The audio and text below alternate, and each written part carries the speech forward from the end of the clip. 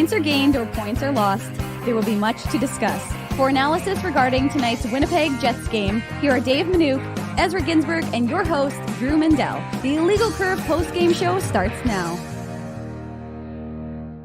A bad 20 seconds to start the game. A much better 59 minutes and 40 seconds to end the game, and the Winnipeg Jets take care of business on home ice with a 6-2 victory over the San Jose Barracudas. Good evening, Winnipeg. Good evening, Manitoba. For all those joining us live this evening on our YouTube channel and all of our social media platforms, we say good evening, universe, and welcome to the Illegal Curve post-game show. With Dave Manouk, with Ezra Ginsburg, I'm your host, Drew Mandel, here to talk about the Jets' commanding 6-2 victory on home ice to end the home portion of the regular season schedule and to move within 1 point gained or 1 point lost by Calgary and Nashville after they play tonight for the Jets being a playoff team. Gentlemen, good to see you both on this Monday evening. You know, it's funny, I call them the San Jose Barracudas, but they actually have more talent, I would say, on the ice than the Nashville Predators did on Saturday night. Not in goal. James Reimer was god-awful, pardon the pun. But, other than that, there was a lot. I mean, the Sharks aren't a good hockey team, but they still do have, I'd say, more NHL regulars than a team like the Nashville Predators did on Saturday night. Nonetheless, the Jets did what they haven't done so often this year against the Sharks, and they absolutely took it to them, getting a much-needed commanding 6-2 victory on home ice. What's up, boys? Yeah, I would agree with that assessment, Drew, in terms of the Sharks versus the Predators. I mean, nice to see Erik Karlsson pick up his 100th point, and Dave was mentioning it right before we went live there. It seems like every single season there's at least a handful of players that hit milestones against the Jets, right? But he's got 100 points on a really bad team, and we knew the Sharks were going to be bad this year. And I told you guys, I think off air, probably not on air, San Jose's the team I'm personally pulling for to get Connor Bedard. I think Erik Karlsson and Connor Bedard on the same team would be incredible. I just really, there's only one team that I don't want to get Connor Bedard, and that's the Chicago Blackhawks for obvious reasons. But I think San Jose, has, I think right now, the fourth best odds at getting Bedard. I'd have to check that. But yeah, I mean, look, the Sharks are, good for Tristan Robbins from Clear Lake, Manitoba. Yeah. He makes his NHL regular season debut, right? So it's nice to see things like that. And, you're making the joke, but yeah, there's a lot of guys that don't have a lot of NHL experience. And that's what you should be doing when you're this far behind a playoff spot, right? Like there's only a few games left. You should be giving a guy like Tristan Robbins, who's played well in the AHL, an opportunity, right? But the Jets were, aside from, as you mentioned, Drew, the early goal that Karlsson scored. I mean, this was as one-sided as it gets, right? Just as one-sided as it was against the Predators. And yeah, the Sharks score a goal in the third period, but then the Jets come right back and they score a couple more goals, right? Mm-hmm. So this was completely one-sided. And, when you talk about exerting your will, like you were talking about on the Saturday show, that's what they did, Dave. The Jets exerted their will. They're a much better team.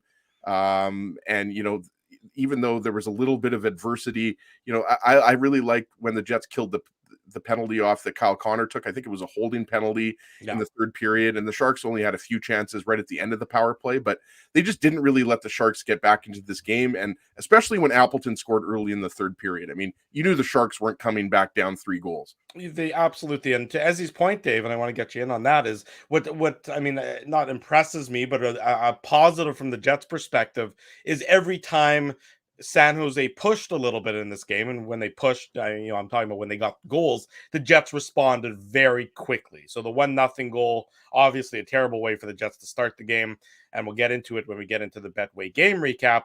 But then the Jets respond very quickly. They don't give San Jose really anything to celebrate. They don't let them get into the flow of the game. They're immediately down their throat, tying the game up. When San Jose makes it 4-2, again, they weren't going to come back from that point in time, but the Jets immediately, as he said, pile on another couple goals right after to really just sort of put the hammer down a little bit more on this Sharks team to ensure that the Jets come away with a very, I'm going to use the word easy, tidy 6-2 victory. It's not one that they have to be stressed about heading into the game tomorrow night in Minnesota. And it's sort of ironic. They're probably going to get to Minnesota before the Wild do. The Wild are playing in Chicago right now, and that game started, I believe, at 8 o'clock Central Time.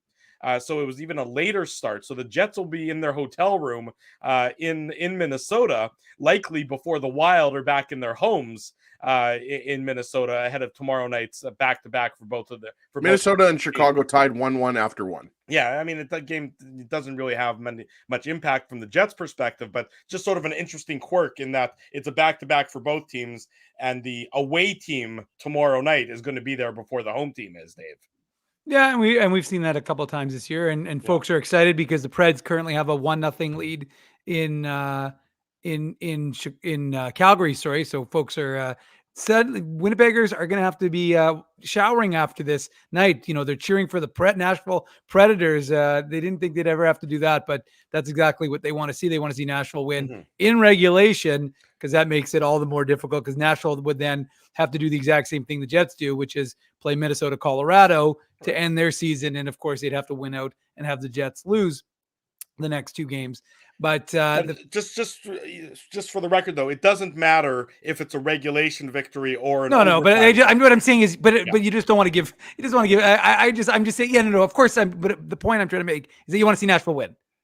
I just said regulation, but I'm just saying that you need to see Nashville win, because you just, again, Calgary is the closer of the two teams, and Calgary has the easier of the two schedules, because guess who Calgary plays next? Yes, but it's much funnier. So let me just break it down, actually, for everybody who's listening and who might not be fully aware of the playoff scenarios. So the Jets, with the victory today, obviously they move up to the 93-point mark in the Western Conference. Calgary is in action right now against Nashville, and then Calgary's 3 points behind the Jets, and the Predators are 5 points behind the Jets. Whomever loses between Calgary and Nashville is eliminated.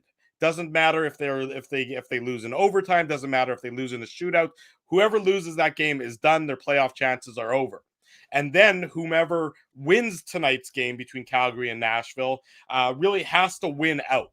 So they do have to win out for the remaining either one game if it's Calgary who beats Nashville, or 2 games if it's Nashville who beats Calgary. For peak funniness and for peak hilarity, I want Calgary to win and then lose to San Jose, because wouldn't that just be absolutely the icing on the cake for this Calgary Flames season? All the terrible losses that they've had. I think that this game would be at home, if I'm not mistaken, on Wednesday is when San Jose and Calgary play each other. It would be very funny. For peak hilarity, I don't think that's peak hilarity. I think that's peak cruelty. I don't know. Well, I don't know. Peak Schadenfreude? How about that? I think, yeah, let's go with that. I think Jets fans just want to know that the Jets are in the playoffs. Put it that way, Drew. Right. And they're in the playoffs. Like, let's not kid ourselves here. Well, anyways, no, I just was going to finish my point, which was the fact that the Jets have been playing very well. They've got 4 wins in the last 5 games. They're doing what they needed to do, which is clicking at the end of the season. Now, it's unfortunate for them that they have to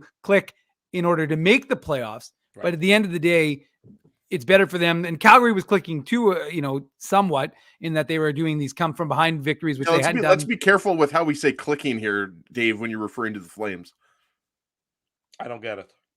Like they haven't really been playing. They've been inconsistent all year. No. I agree with you. I agree. But what I'm saying is that, and I was going to say, but the funny part for the Flames is it was a joke. I was making a joke. It was just that was a great one there, buddy. But whoa, Drew, sorry that we're not all rumor style for you right now. But anywho, the point is that the Flames, even though they've been inconsistent all year and hadn't had any third period comebacks in the last 10 days, of course, they've had 3 that have allowed them to gain points in the standings and kind of, put themselves where nobody expected them to be. But the point is, and what I'm trying to make, draw attention to is, because of course we're focused on the Jets here, is the fact that the Jets have had 4 very good games, right? And pulled out 8 points out of 10 in their last 5. So the Jets have done what they needed to do to push their way into the playoffs. And the fact is, Minnesota is dealing with injuries right now. They're playing right now, as you just said. So it's not as if Minnesota and Winnipeg have had a good rivalry, and so it'll be a good one tomorrow.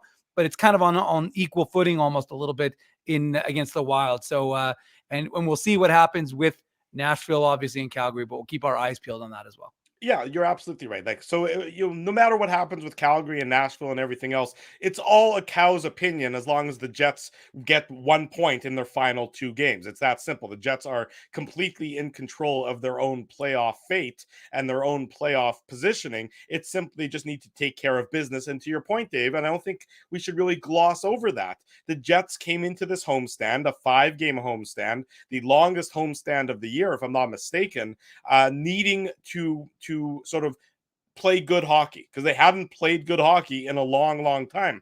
And the only period of the last 15 periods that they've played that you would say was disappointing was probably the third period against the Flames last Wednesday night. Other than that, they have been the better of the two teams on the ice in all of the games on their homestand. And that is something for a team that has been searching for consistency, Ezzy, and searching for something to build upon and searching for something to be positive about is something that they can certainly take from this homestand. Yeah, absolutely. And you're right. I mean, you look at just the games against the Wings, the Devils, and the Sharks. I mean, 6 goals every game, right? And, that's what has been the problem for this team, scoring goals, specifically on the power play. I would agree the third period against the Flames was disappointing, especially with the Flames being on the second game of a back-to-back. And if you won that game, I mean, it would have made this game probably meaningless. You probably would have already clinched a playoff spot, or you had a chance to clinch a playoff spot with a win against Nashville. But yeah, I mean, this is definitely something you can build upon. And, Minnesota, Colorado, you've got 2 more games here, that are going to have playoff implications for both of those teams because Dallas is beating, or I don't know if that game's over, beat Detroit. So there's a battle between Dallas and Colorado and Minnesota beat for them first. 6-1. Right. There you go. So, I mean, it's going to have playoff implications, even regardless of, who's out of the lineup. And I think that, Hellebuck has definitely earned a rest. I don't know if he's going to get it. He probably will play tomorrow, but, I think that, you don't love the fact that, he's had to play this much, but you have to play him. You have to play your best goalie. And David Riddick has not been very good as the backup. That's been well documented. But yeah, it was a full team effort again, right? Like this wasn't, all on the top line. I mean, Scheifele, Connor, and Dubois were very good. Yeah. We talked about Lowry, Appleton, and Niederreiter, very good again tonight. Josh Morrissey, excellent. Dylan DeMello, obviously getting in on the offense. So team victory. And, that's what you had to do. And I really do think, guys, that the Jets didn't want to lose. If they were going to lose a game in these last few games, they didn't want to lose to the Sharks again. They'd already lost to the Sharks twice.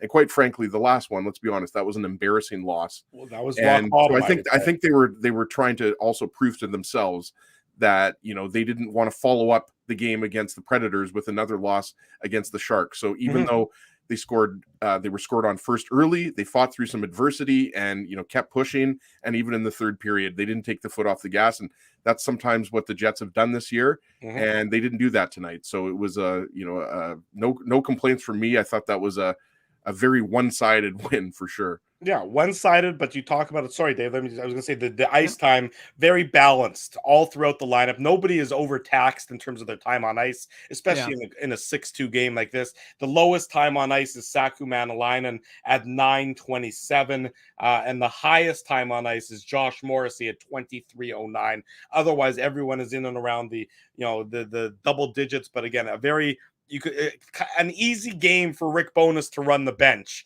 where you can basically just cycle your 4 lines through one after another, which is as it should be against a team like the San Jose Sharks, who the Jets are more talented than.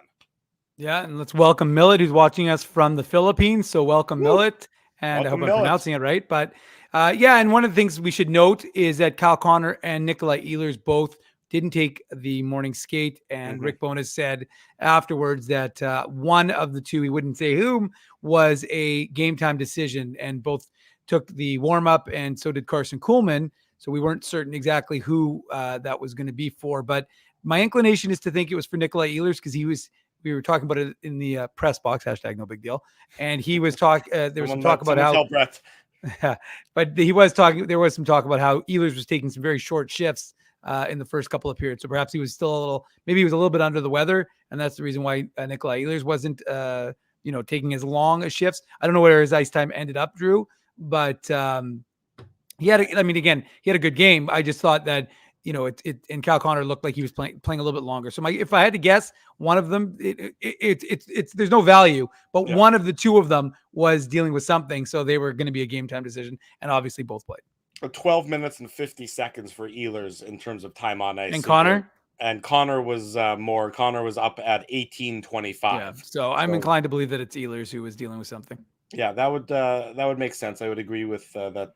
Your assessment there sort of does make a fair bit of sense, and obviously the Jets will have to deal with. That's why they want to. I mean, look, the playoffs start next Monday, so they have a week from today. Is when the Stanley Cup playoffs begin. I didn't know that until I read that in Mike's column.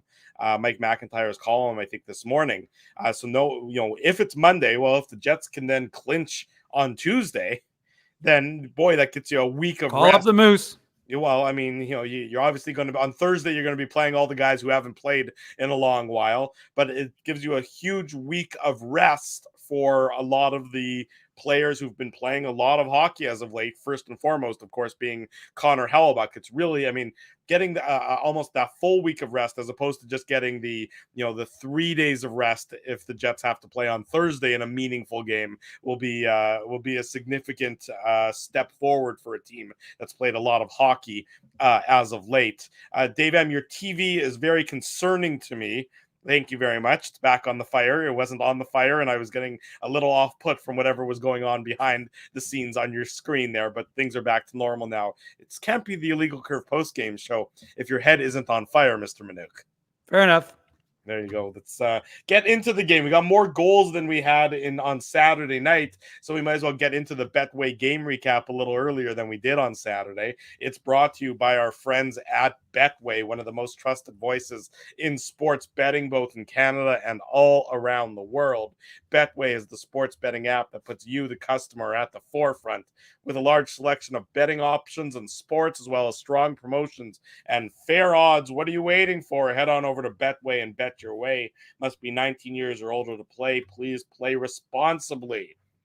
As we said, not the best start for the Winnipeg Jets. Can't help but chuckle at this start, especially now that the game ended 6-2.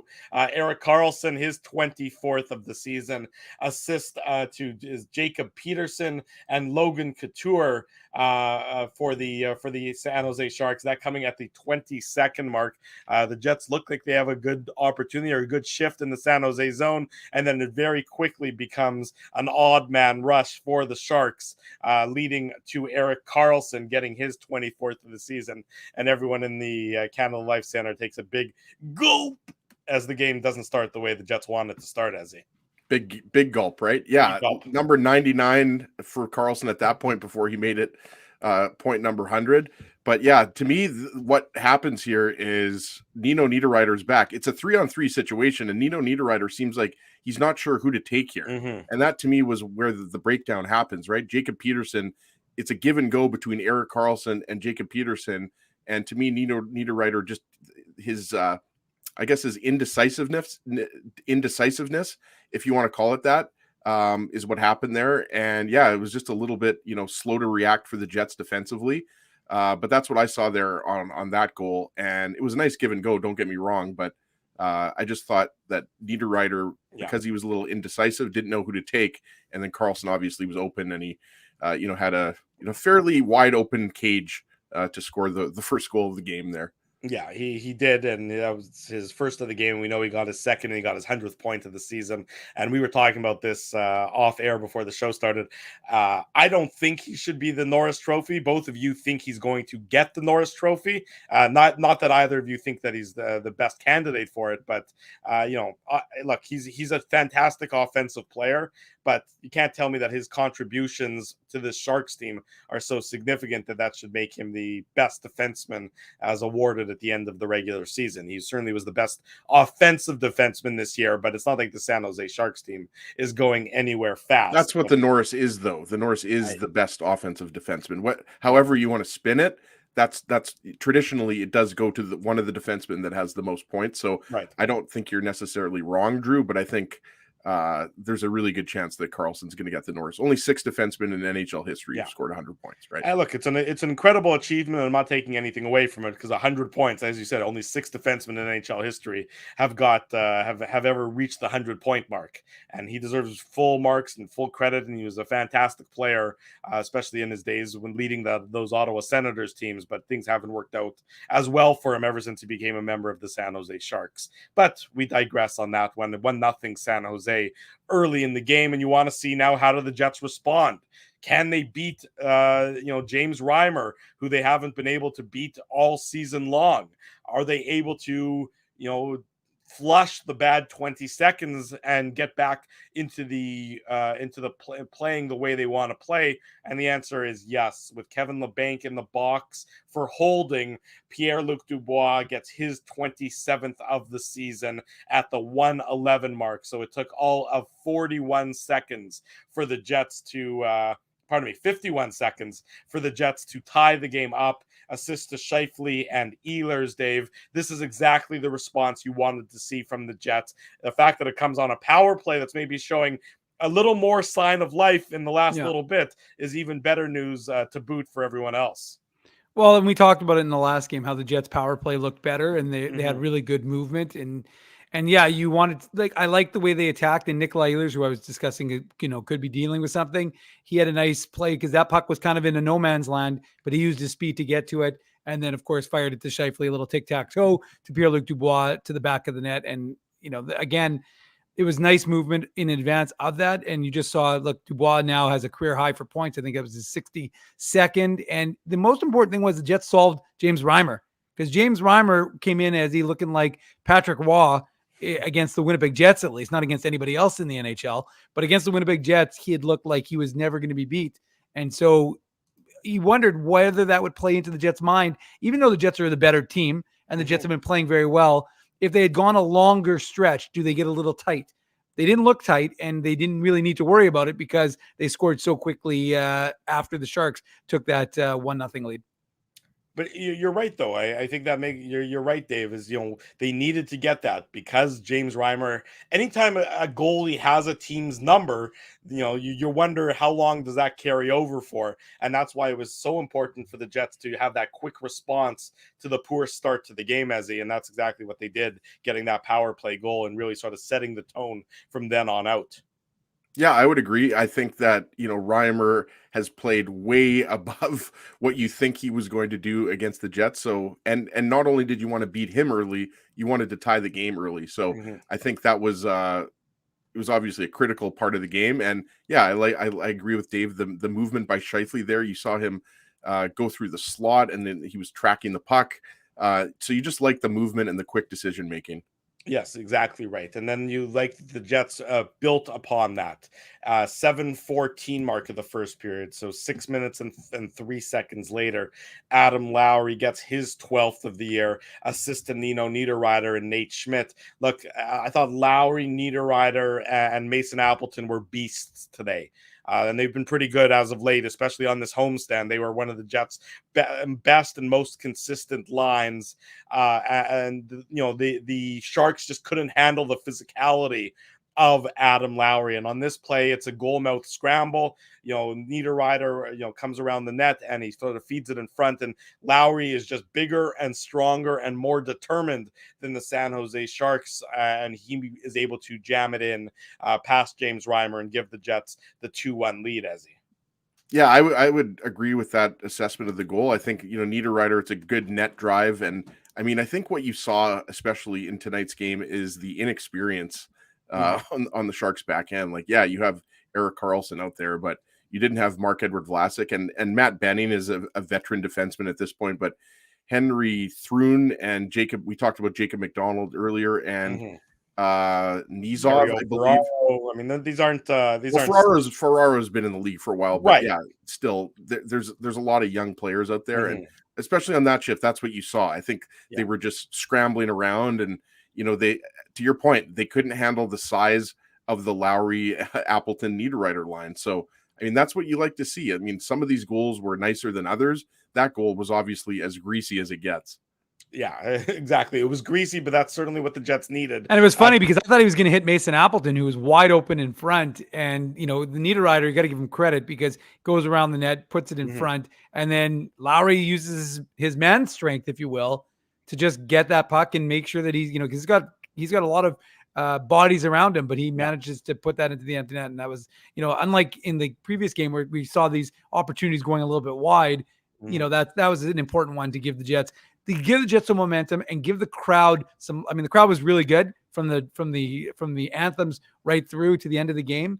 But I mean, it's easy to say they're good, but when the team is scoring goals and there's that little bit of a as you talk about, Drew, the pressure valve that comes off a little bit, the fan base can enjoy it a little. Yeah, exactly right. 2-1 at that point in time. Lowry just with body position is able to jam it in. And then the Jets make it 3-1. And again, this is what you needed to do. You need to not give the San Jose Sharks any semblance of life after the Jets gave him that semblance for the first 20 seconds of the game. It's Kyle Connor, his 32nd of the year, a quiet 32 goals on the year for Kyle Connor, assist to Dylan DeMello and Josh Morrissey.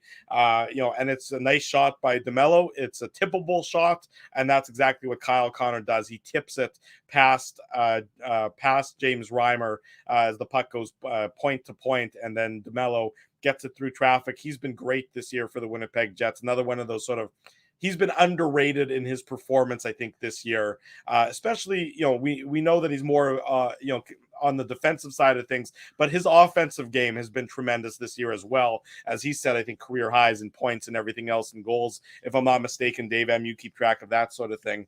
But it's Connor gets his 32nd on the nice top shot from DeMello, and it's 3-1 for the Jets. This coming at the 14:26 mark of the first period.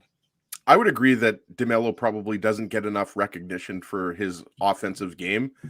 And I think, he's done a really good job of getting pucks through to the net. And, I love Dubois' work here behind the net. And, obviously we talked about Morrissey, and also just like the Jets were they were playing in more kind of decisive, I thought, than at some points of the season. But yeah, it was a nice Connor. I believe it was Logan Couture who had him in front of the net, a guy who, tips a lot of pucks himself, who has tipped a lot of pucks. I think he scored 700 points tonight, or not scored 700 points, but got an assist to make it 700 points. So yeah, that was just, as kind of basic as it gets, right? Just go to the net, nice tip. DeMello, as we talked about, has really gotten good at that. It's been noticeable this year that he's making more of a point at kind of, being that guy that, kind of the Neil Pionk style, getting those shots through from the point. So, and that was a huge goal. You're absolutely right. Late in the first period, you'd rather go into the second period with a 2-goal lead as opposed to a 1-goal lead, obviously. But yeah, and the Jets deserve that. I mean, what did they have? 14 or 15 shots in that first period to the Sharks 5 or 6. So, they worked hard for these goals. That's right. 14-5. I think, after the Sharks scored at the 22nd mark, I think it took Connor Hellebuck until about 8 minutes later until he actually made his first save of the game, Dave, because the Jets just absolutely took control and I think outshot San Jose something like 8-1 after the Sharks opened the scoring. So Connor Hellebuck gave up that early goal and then had a nice sort of 10-minute break in the, throughout the first period. Well, it was a very unusual situation with the shots because we didn't really know what they were. They kept changing they kept making all the stops and they kept changing all the shots because it was 8-1, then it was 8-2, then it was 8-3, then it was 8-1 again. And then the Jets suddenly had like 10 shots. Then the Jets had 9 shots and again, not that it really matters, but it was just really unusual. And even at the end of the first period, when I tweeted from the IC account, I think it was like 16-5, but then somehow it ended up being 14-5. So the NHL folks were having some excitement. I think they were leaving early to get candy was our thought, but regardless, or they left a monkey in charge of, deciding all of the shot totals. Regardless, the Jets turned it around, and that's what you wanted to see from them. Because look, again, I don't really care if you want to call it a can't win, a must win, or a can't lose, or any of those ways of describing this hockey game. But the fact of the matter is, this was a game the Jets could not afford to lose. Yeah. They absolutely needed the 2 points. And they needed to have a good response to the early goal, and that's exactly what they did. And they played a really solid opening 20 minutes. Yes, I would agree with that. And you talk about the possession numbers. We remember the dominant second period against Nashville on Saturday night. Possession numbers in the first period, 80% to 20% at 5-on-5 in favor of the Jets. So you can see that it was a dominant first period. I mean, the second and the third periods weren't quite as dominant, but they were still, one-sided. It ended up 72% to 28% in favor of the Jets. The high danger chances in the course of the game, 16-3 at 5-on-5 for the Jets. So again, a dominant effort by the Winnipeg Jets. Tonight, we say good evening to everyone that's just joining us. Welcome to the Illegal Curve post-game show. This is the Betway game recap. Drew Mindell, Dave Manouk, Ezra Ginsburg with you on this Monday night. If you haven't already done so, smash the like button, subscribe to the podcast, subscribe to the YouTube channel. We do this after each and every Winnipeg Jets game, and we're very close to doing it again for some upcoming playoff games. Jets need 1 point in their final 2 games to get that, or they need the winner of tonight's Calgary-Nashville game to then lose 1 point in their final games as well. And that would also clinch it for the Winnipeg Jets. I want to make mention before we get to the second period of the Jets and the Sharks. Team Canada, the Women's World Hockey Championships, victorious over Team USA tonight, 4-3 in a 9-round shootout. Team Canada wins to beat Team USA. Expect those two teams, of course, to do battle again in the gold medal game. What's most interesting about this one is it was 3-1 Canada late in the third period. Canada had actually scored into an empty net. And then Team USA came back and scored 2 goals, including the tying goal with about 3 seconds to go before the game ended up in the shootout. So another fantastic battle between Team Canada and Team USA, as happens all the time between those two juggernauts. No scoring in the second period. A very tidy second period. 3-1 was the lead. After 20 minutes, 3-1 was the lead for the Winnipeg Jets after 40 minutes. Not for a lack of opportunity, of course. James Reimer had to make some saves. Those were a few saves that he made in tonight's game because he didn't make many. But again, exactly what you want to see from a Winnipeg Jets team, even though there were no goals scored in the period. They successfully kill off that Kyle Connor holding penalty, and then for the most part they control the flow of that period to make it 3-1 going into the third. Ezzy. Yep, and yeah, are we going into the fourth goal? I wasn't sure if I was just going to say, if you had any thoughts on the second period, or Dave, if you have any sort of thoughts on that second period. It wasn't much to excitement there, just sort of what I thought was a tidy period by the Winnipeg Jets. Yeah, I would agree with that. I think, you mentioned the high danger chances. There weren't a lot of high danger chances at all, but yeah, the Jets had some saves. I'll be honest with you, Drew. I wasn't watching the whole first couple periods, so I'm not going to be able to tell you a lot about any chances the Jets had. But if you want to get into the Appleton goal there, you love the net drive by Nino Niederreiter again, and you love the fact that this line just continues to be aggressive, right? And look, it's a rebound. It's a juicy rebound that James Reimer gives up. But, Mason Appleton makes no mistake about it. But you love what Nino Niederreiter brings to that line, right, guys? Like we talked about, when Scheifele's moved to the wing, you had your concerns about the Jets up the middle. And I definitely do have my concerns up the middle, by the way, if Scheifele's not up the middle in a first round or any extended playoff run. But I love what that third line is doing right now. And, you love to score an early goal in the third period because we talked about it, right? It's still a 2-goal game at that point. But that game put it out of reach for the Sharks. Right. So that comes 16 seconds into the third period, Dave. It's Mason Appleton, his fourth, Niederreiter getting the primary assist, and Adam Lowry, the secondary assist. And it's a nice play by Lowry and a nice play by Niederreiter. Niederreiter's charging hard to the net, as he mentioned. He gets his stick on it, sort of a one-handed redirection attempt. Reimer can't control the rebound and sets it up on a tee for Mason Appleton, who makes no mistake wiring it into the back of the net to give the Jets the 4-1 lead. And at 4-1, that's exactly what you wanted to see the Jets do to start that third period, is just sort of say, okay, good night. We're going to make this nice and easy on ourselves. We're not going to give you any hope whatsoever. And they do it 16 seconds into the period. Well, first of all, as he's right, that third line was phenomenal, and Yes. Niederreiter is a fantastic addition to. I mean, he's been a fantastic addition to any line he's gone on, but he really does seem to work well because he's a hard worker, and that's kind of what defines that third line for the Winnipeg Jets. And I think if you talk about the way this game went, and sure the Jets were in control, and you talked about the numbers, Drew, but talk about just a death blow to a Sharks team that, again, isn't a very good hockey team. They've got some good players, but not a great hockey team overall as a collective. And so, you score that goal 16 seconds in. I mean, think about it. The Sharks score that goal 16 seconds in, and it's a 3-2 hockey game. That's a very different feeling in Winnipeg, and fans get a little nervous. They're a little clinchy if it's the Jets giving up another quick goal. But instead, it's the home team that gets things going, and it's Mason Appleton who has been doing a lot of right things, but he just hasn't been getting the results. So he scores his fourth, and again, the barn gets going, and folks get excited, and everybody's happy in Winnipeg because, of course, you're now leading 4-1 early in the third period. 4-1 early. The Sharks decide that they want to still stay in it. A power play goal. It's Erik Karlsson, point number 100, as we've talked about, his 25th of the season. Assist to Tomas Hertl. This coming 3:42 mark of the third period. This is with who's in the penalty box. The Jets take a bizarre too many men penalty. Yeah. This is it comes back. I'll tell you what. If you're gonna take a too many men on the ice penalty and it's gonna come back to bite you, do it when you're up 4-1. That's my expert advice for tonight, is do it when you're up 4-1. Just a little bit over eager on this line change, as the Jets played with 6 skaters and a goalie, which is not allowed based on my interpretation of the NHL rule book. The Sharks get the power play. The Sharks take advantage, making it 4-2. Still a fair bit of time, still 16 minutes to go in the third period, but it was far too little, far too late for the San Jose Sharks after this Karlsson goal.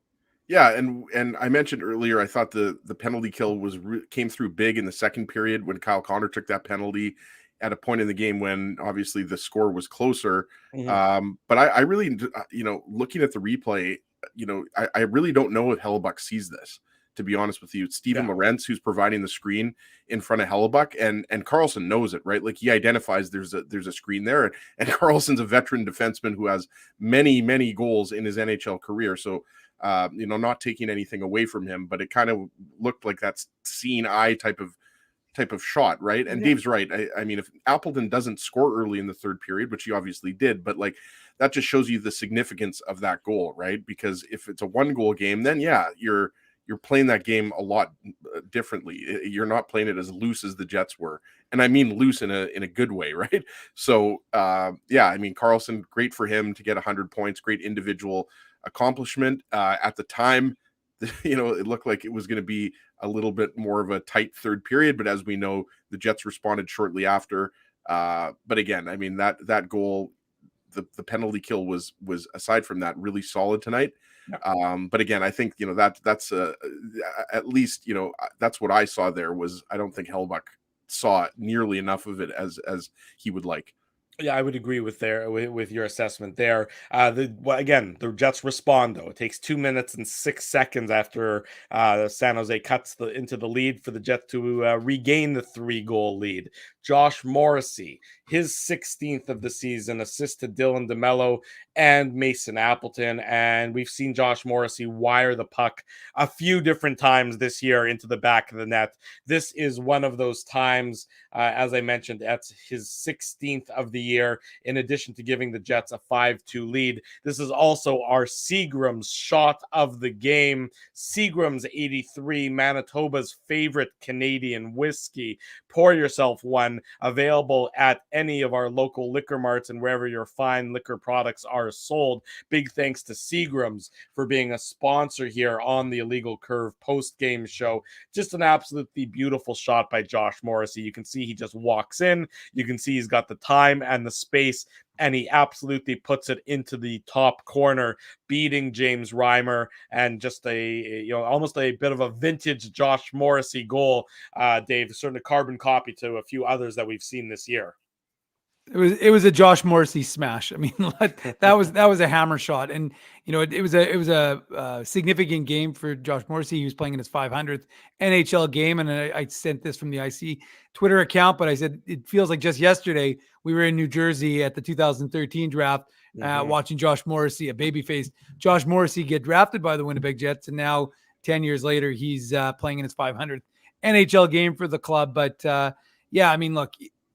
That was his 74th point in 79 games or 77 games, for Josh Morrissey. He had 37 in 79 last year. So he's doubled his point production in one season. I mean, it's been a remarkable year. There's just no other way of looking at what he has accomplished personally for this Jets club. They needed him.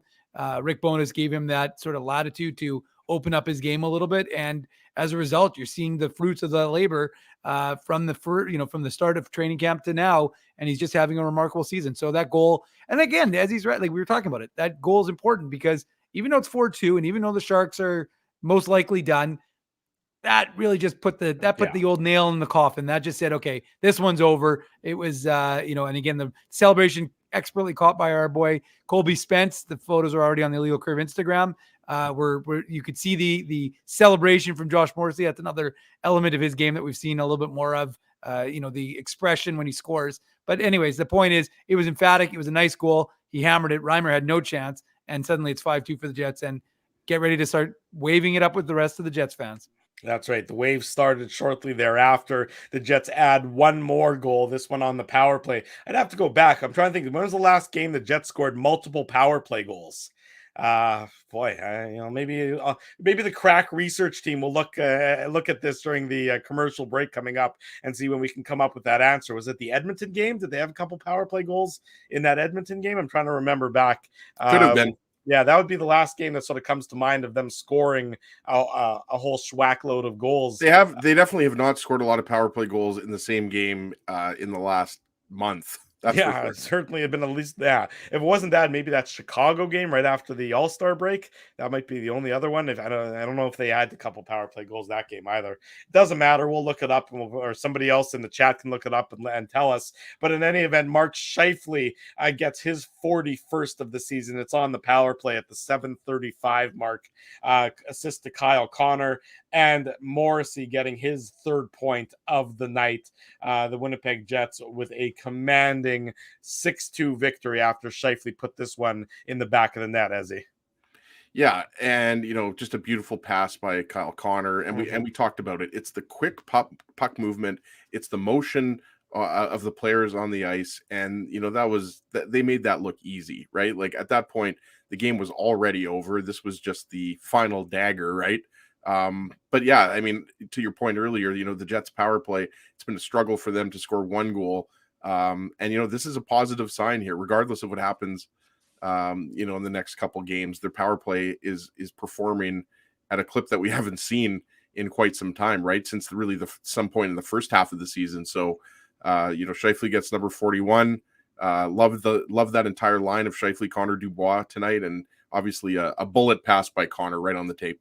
Yeah, exactly right. And, Mark Scheifele is not going to miss that opportunity very often, and he certainly doesn't. He gets his 41st, and that wraps up the scoring in tonight's contest. A very tidy victory by the Winnipeg Jets by that 6-2 margin. They finished the home stand on a good note. They take 8 out of a possible 10 points at home, and they're actually play a very good season on home ice, a record of 26-13-2 at Canada Life Center this season so far. We'll see if there's some playoff games still to come, but whatever it is, the home ice advantage was significant for the Winnipeg Jets this year, one of the best home records in the entire NHL. In fact, they have the most wins on home ice so far in the entire Western Conference. So the fans were treated to some good hockey at home this year, some not so good hockey at home as well, but for the most part, victories when the team was playing in downtown Didn't Winnipeg. they have like 33 wins or something in 2018?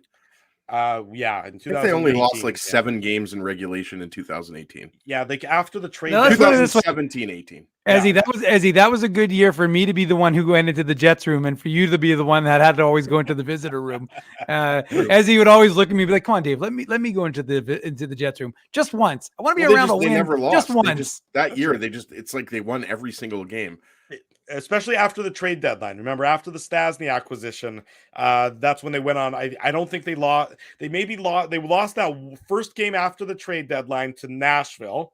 Remember, Ryan Hartman exploded in that game. Oh, yeah, because he had just been acquired, right? He'd just been acquired as well. And then I think after that game onwards, I don't think the Jets lost at home for almost the rest of the regular season. They had something like a 12 or a 13 game home winning streak from that point till the end of the regular season. So certainly another home ice advantage situation for the Winnipeg Jets.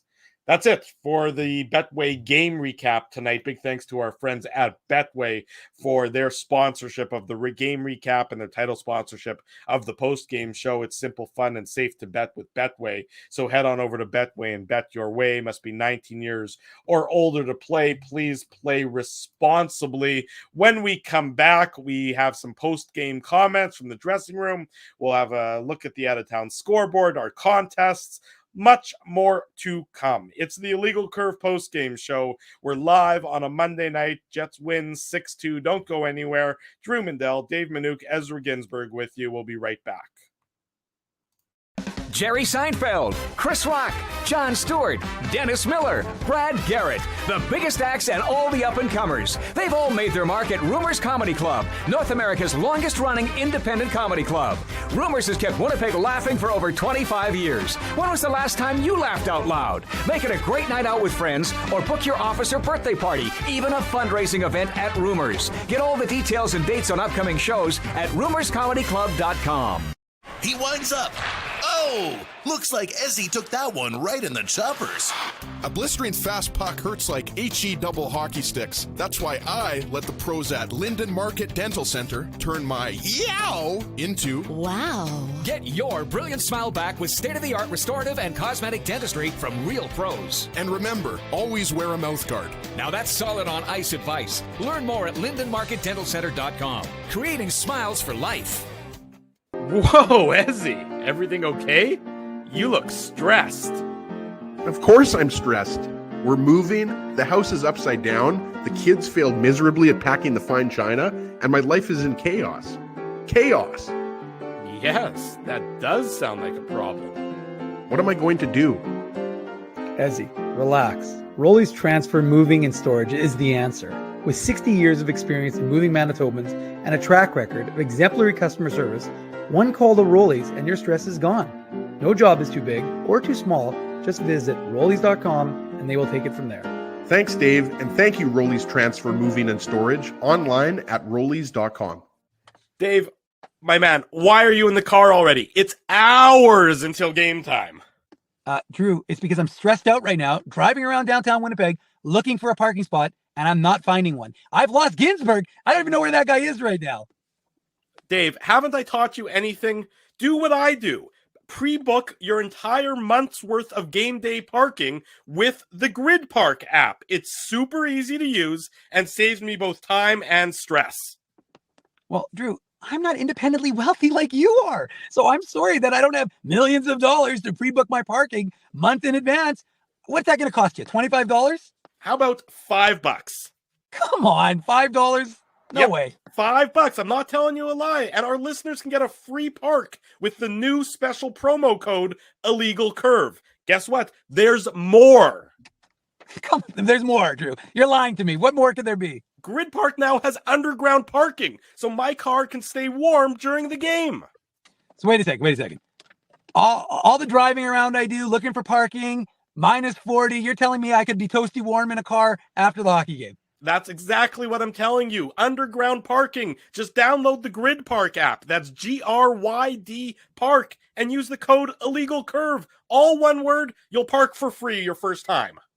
Hi, it's Drew from Illegal Curve here. Selling your home can be stressful, but it wasn't for me. Thanks to my friends at Zappia Group Realty, they made the process so easy. My home sold within 48 hours and with multiple offers. Zappia Group Realty took care of everything with their exquisite customer service and attention to detail. If you want to sell your home for more in less time, get started by talking to Frank and Mauro Zappia of Zappia Group Realty. Online at zappiagroup.com.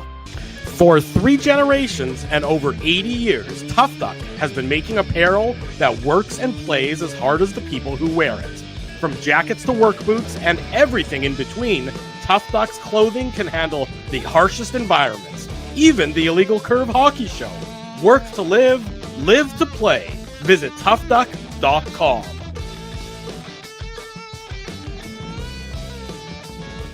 Bottom of the hour on Monday night. Welcome back to the Illegal Curve post-game show. Drew Mindell, Dave Manouk, Ezra Ginsburg with you. We'll be back tomorrow night again for the Jets and the Minnesota Wild. The back-to-back for both teams sees the Jets if they earn 1 point in St. Paul, Minnesota, a team that they've had trouble with, a place they haven't had a lot of success in as of late. 1 point earned tomorrow will put the Jets into a playoff spot.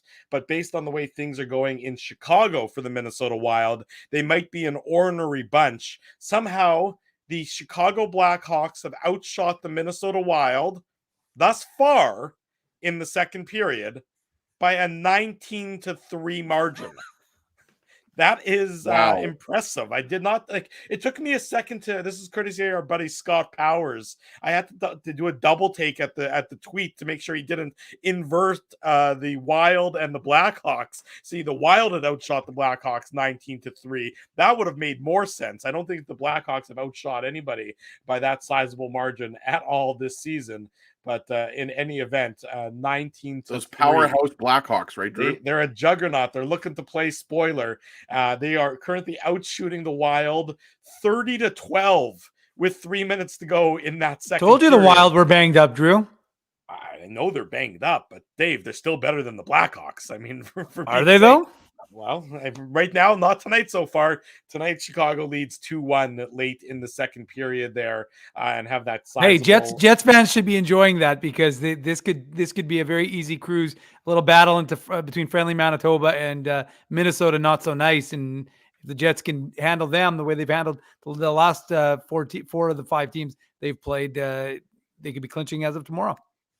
Okay, there you go. And in addition, the crack research squad has gone to the tail of the tape and has discovered that the Winnipeg Jets last scored 2 power play goals in a game on March 11th. So just about exactly a month ago, the Jets scored 2 power play goals. Mark Scheifele and Vlad Nemesnikov scored first period power play goals against the Florida Panthers in that 5-4 Jets overtime victory in Sunrise. That was the last time the Jets had 2 power play goals in a game prior to tonight's explosion against the San Jose Sharks. So there you go.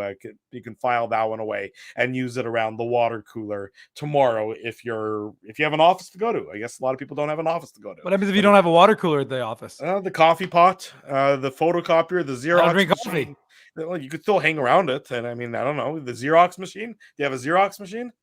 Fair enough. Okay, thank You you. know, if I could just do a quick Manouk Moose minute here. Buddy Robinson, former Moose, has an assist in that game. That's his first point of the season. That's good. A Good for Ginsburg Buddy. Moose minute.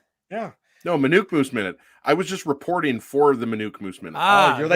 You're like a correspondent for the. Yeah, Manouk I'm a family. correspondent for the Manouk Moose minute. Excellent. Former Moose Buddy Robinson. Good for him. First point of the season. Well, good job. Do you know that he's our buddy? You do. My kids have been asking to watch Elf. They haven't seen Elf yet, and Buddy the Elf. You haven't seen Elf yet. What's going on? I don't know how that's possible. You know, they've seen a lot of movies. Happening? That's a classic. I know. I agree. They're very confused about the. They want to see the scenes where he's always putting syrup on everything, because my kids would put syrup on everything also if they had their choice, like most children would. I'm with your kids. Hotcakes from McDonald's. Or anything really, waffles, anything that you can put syrup on. He puts syrup in his hair, for God's sakes. Yeah, exactly. Right. Yeah. And then it drips down, and I eat it. That's a beautiful scene. That's an absolutely beautiful image that I think everybody appreciates on this Monday night. Courtesy our buddy Murat Atesh of The Athletic. Here's some post-game quotes. Rick Bowness says that the Winnipeg Jets played 2 solid games and 1 bad one against the Minnesota Wild this season. He also says, forget about it. Quote, tomorrow night, all of that doesn't matter. It just doesn't matter. You put all of that aside and you make sure we bring our A game tomorrow night. That is Rick Bowness talking about the Jets and the Minnesota Wild. Double negative there from Bones. It doesn't matter. It just doesn't matter. He's emphasizing that it doesn't matter. So obviously the I guess Jets, that would be more repetition, but well, I think it's emphasis. I think emphasis was the word you were looking for. Yeah, not so much a double negative turns something into a positive. Yeah, you're right. Yes. Okay. Minus equals plus. But what element of this show is a double negative? Rick Bowness on the Jets powering through early adversity when the Sharks scored 20 seconds into the game. Quote, there was no panic. That's what we've been preaching for a while. Just stay in the moment. You're not going to win every shift. Things aren't always going to go your way. Next shift, get us going the other way again. That's the Jets head coach talking about the Jets being down 1-0 20 seconds into tonight's game. And the last quote here, courtesy of Murat Atesh and his always helpful Twitter feed. This coming from Josh Morrissey on the sense that the Jets' recent play, that no matter what happens, the Jets won't be denied. Quote, I think we're playing free, we're playing aggressive and confident and on our toes, and that's what makes us a great hockey team. Certainly a great homestand for the Winnipeg Jets. They finish it with 8 out of a possible 10 points when they needed those points the most. 1 point away. 1 point earned in the final 2 games. Tomorrow against Minnesota, Thursday against Colorado. We'll see the Jets as a playoff team. We remind everybody regarding playoffs, stay tuned for some news regarding a potential Illegal Curve watch party and live on location broadcast of the Illegal Curve post-game show. So news on that front to come just as soon as we're able to bring it to you. Keep that in the back of your mind when you're making your playoff plans for either game 1 or game 2 on the road, likely in Vegas. The possibility remains high of there being an Illegal Curve watch party. Ezzy, Tough Duck hardest hitting comment. Who's getting it tonight? Yeah, we're going to give it to Keith Forsyth, who I believe won. I don't remember when he won a Tough Duck Duke, but I remember the name. So we're going to give it to Keith Forsyth. You got it up there, Drew. Great profile pic there, by the way, of dribbling a basketball. Safe to say that when the Jets play the way their coach wants, they succeed. If they play like this going forward, they can go toe-to-toe with any team in the West. I just like that comment. It's to the point, and they did play the way Coach Bones likes them to play. And, it's interesting, right? Because once the Jets officially get into the playoffs, we're going to be obviously, breaking down every little, line combination and matchup and advantage and disadvantage and everything like that. But, if they can bottle up the way they played against the Red Wings, against the Devils, against the Predators, and then tonight against the Sharks, then they absolutely have a chance. If they play like they did, for parts of the second half of the season when they were getting badly outplayed, badly outshot, their power play was pretty bad. They don't have a shot against a team like the Golden Knights or, the Oilers or another team that they might play. So Keith, love that. That's tonight's Tough Duck hardest hitting comment. Send me an email, Ezra@illegalcurve.com, and Tough Duck will ship out a toque to you. There you go. Congratulations. Even though you're not going to need that because it's going to be really nice this week. That's right. It is going to be really nice. It seems as though we can maybe confidently say that winter is over and it's over. You're saying it? Ginsburg guarantee means blizzard tomorrow. Snowstorm. But I didn't see a blizzard in the forecast. But it's going up to 17 on Wednesday. Like the snow is going to be gone. But and I think that's kind of the reason why Jets fans deserve, and I'll say the media as well for us. But I think that's the reason why there deserves to be hockey in the playoffs and in the coming weeks, because it's finally reached the point where you no longer have to wear your jacket to go to the rink. Today, no jacket. I mean, I wore my suit jacket, but I didn't have to wear a jacket. So it's like, it's finally getting nice, finally getting to the point where you can walk to the rink comfortably. You don't have to worry about, the snow, the wind. So it's well deserved for everyone here in Manitoba. It's to get a pothole little, season, as you documented on your oh, Twitter account. dear Dave. God, Dave was Ezzy. swerving. You were swerving in and out of Pothole traffic. season. I was weaving and bobbing today with some of those potholes. It's embarrassing. Well, the it's worst actually embarrassing. Yeah, our roads definitely need some work, but the worst is when I did this the other day, when you swerve to avoid a pothole and then you just You hit drive another over one. another pothole, right? Like, so it's like, it's impossible. It's like, it's crazy, but I mean, it's I'll tell you this, Ezzy. When I was premier for the day, one of my main platforms, along with synchronizing the lights, but my number one was fixing the freaking roads, because let me tell you, that's what they need here in Winnipeg. It's brutal. It's Dave M's My premier platform. for the day. Vote Dave for M me, for premier. 2020. Vote Dave. Vote for me, 2024. Vote Dave. Don't look in the closet. The scandals are numerous, but as long as you keep those buried in the closet, we'll be fine. I think you should do something for cyclists for Brent Bellamy as well, because the cyclists. Oh no, I would ban bicycles. Yeah, Dave. No. I've never even said. Does Dave? Do you own a Whoa, bike? Dave? whoa. Dave has a nice bike. Dave has a let's nice go. bike. Absolutely, Like, a nice mountain bike. Nice shock. little. It's a Norco. Yeah, Dave M brings that out and goes for a cycle every now and then. I've never seen. I wouldn't know, but good to know that Dave M is a cyclist. Tour de Manuke. Yeah, Tour de Manuke indeed. Nashville still up 1-0 on Calgary. They're on the power play with about just under 14 minutes to go in the second period there. Illegal curve contest. We only have a few more of these regular season contests to go, so if you haven't yet won, you really got to get your entries in, because you're quickly running out of time. Only 2 more regular season games to go and a chance to win in the illegal curve contest. The unique code word for tonight, Dave M. I want you to explain this one to the good people and everything else. Explain it, Dave M., how it's going. What do you mean? You don't really know? You don't understand that? Come on, Drew. Really? Go ahead. Interesting. I really didn't look that Drew, closely. you're like 85 years old. You should understand the movie Jaws. We're gonna need a bigger boat. Need a bigger boat. Come on, Drew. So it just, for those who are listening on the podcast, no bigger boat needed. Yeah, that's right. Okay, Dave, that was pretty good. That's not bad. I didn't really. My head didn't go there, but so it's a Jaws reference, of course. The sharks being the opponent. The chat understood it. Even Spency's like, "Come on, Drew." I'll be honest, I really didn't look at it until I just teed you up for it, because I wasn't really sure what it was at all. So I thought, you put it in there, you can get the dap, you can get the credit, you can get the kudos for coming up with a good word. So the unique code word, no bigger boat needed.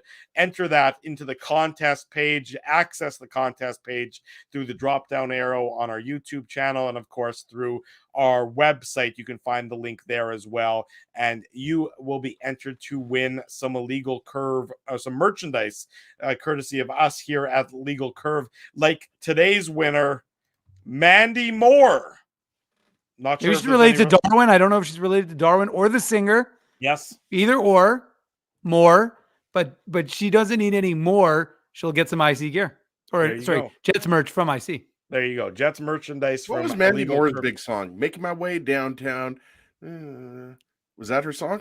No, that was wasn't that Lisa Loeb? No, I think he was singing. Oh no, that's Stay, Dave. No, I think that Stay was Lisa Loeb, but I think you were singing whatever Billy Ray Cyrus's daughter's name. What was her name? No, that wasn't Miley Cyrus.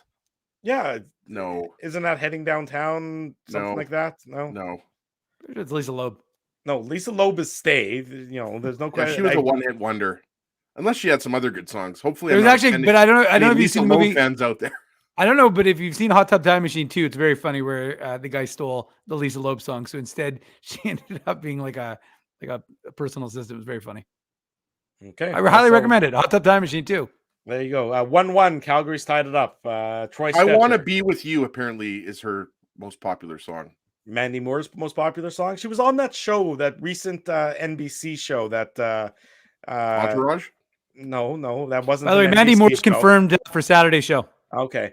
The one that just ended not that long ago, This Is Us. I think she was one of the stars of This Is Us. I did not watch This Is Us, but I assume somebody in the chat can confirm or deny what I'm saying.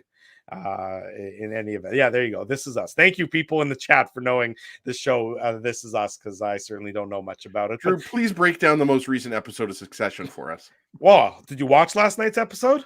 I haven't watched any of that stuff. It's a great show.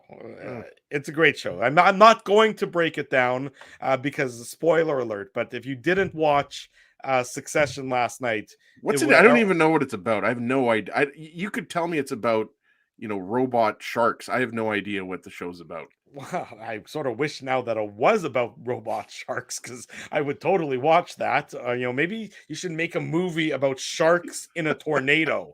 Has anybody made that movie? That could be a good movie, guys. I'm just trying to think about it. Succession is about a Uber, like the 1% family, and the so people like you, Drew. Now wonder you exactly. like it. Like me. Yeah. It's the dynamics of the family. The father is a media mogul. Not dissimilar. Again, is this a true life story of Drew Mandel? Like what's going on? Not dissimilar to what I would say, like a Rupert Murdoch sort of thing. Okay, he's that's a little kind of what it's loosely based off. No, it's Rupert not Murdoch? loosely based off, but you can see the parallels because they ran a news network, and he's definitely Machiavellian and all sorts of things. It's about his kid who's going to succeed him. Is that kind of really what is the show's all about? Well, kids, there's multiple children. I'm not going to get into it too much. If you want to watch, you already did too much. Come on, let's move along. I've heard good things. I didn't really know what it was about, but people are talking about that first episode. It wasn't the first episode. It or was at least the most recent episode. Yes, it was a very dramatic episode last night. I'm not going to get into it anymore because, like I said, spoiler alert. And I don't want Doug getting mad at me. Doug, it's been an hour and 6 minutes and we've talked about hockey. And now you're getting mad at me that we're talking about nonsense. Normally we talk about nonsense at the 60th doesn't like mark. it. By the way, move on, Drew. Move on. My favorite, though, is when someone says, "What is this?" And it's when we were talking about the Flames the other day. Someone's like, "What is this? Lunch. Flames lunch?" Or Leafs lunch. But this is a good one by Spency Sutton. What is this? Succession lunch? I agree with Spency. Let's move along, boys. Come on. It's okay. This isn't a recipe for success, boys. There's lots to still talk about, guys. The Winnipeg Ice are going to learn who their next opponent is, which is tomorrow, apparently, for their. Is it going to be the Regina Pats, or is it literally just going to be Connor Bedard, like one player on the ice versus the Winnipeg Ice? It might be that. I mean, it's kind of ridiculous if you think about it. It's 1-0 Saskatoon. Right. That game 7 is happening right now. And that was the Mindell WHL minute. Yeah. So the next opponent, I think, for the Ice would either be Regina or Moose Jaw. If obviously Regina wins, and if Regina loses, then I believe it's Moose Jaw. So I think that's how it's going to go for. Yes. Because Regina, I believe, is the 6th seed, and they reseed after the first round, and they'd be the lowest remaining seed. So if Regina wins, and people want, I would imagine people want to see Connor Bedard if they have an opportunity to do Absolutely. so. Yeah. I don't believe he played here earlier this year. I think he played. He did. Did he play in Winnipeg? He did. In fact, because our friend our friend and photographer Colby Spence took some great pictures, Drew, on a little site for a little site called thelegalcurve.com. I've also seen some nice pictures at Rumors that Colby's been taking. Yes, Tim Nutt recently. So Colby's very talented. I thought that he is. You are incorrect. You can keep going down the road, but the reality is you are incorrect. So don't try and use some memory that's not there because it's a false memory. Okay, I will not go down that road whatsoever at all. But in any event, 1-0 Saskatoon leads after 40 Speaking minutes. of rested, Drew, you mentioned the Jets might get a full week off the ice. I think I've had the last, they've been off for, I think, for a month now. Obviously, I'm joking, but that sweep of the Medicine Hat Tigers seems like a very long time ago. It does. It's like the morning papers in the notes. I'm always like, and now the Ice they're basically waiting for the next opponent. And so you're right, it's been a while for them. And the Moose, just to quickly, they finished obviously their homestand. We're not going to talk about that because we already did, but they are starting off in Texas tomorrow night with a chance to clinch a playoff spot if they get 2 points. Obviously, other things can happen, which would allow them to get in, but they want to control their own destiny. A win tomorrow would punch their ticket into the postseason. There you go, Dave M, with a very quick Moose update. And of course, we'll have more on the Moose on tomorrow night's Illegal Curve post-game show. Puck drop tomorrow night, if I'm not mistaken. It's at a normal time, isn't it? 7 o'clock? Normal. Yeah, 7. Okay, 7 o'clock Central, which means post-game show tomorrow night, 9:45 after the Jets and the Minnesota Wild. time will tell if it is a playoff clinching Jets game against the Wild tomorrow, or if they have to do battle on Thursday, attempting to get into the playoffs. Yes, Dave. But just quickly, what One Bird Fun Word does say, and that the person is not wrong, because sorry, I went to Darwin by accident.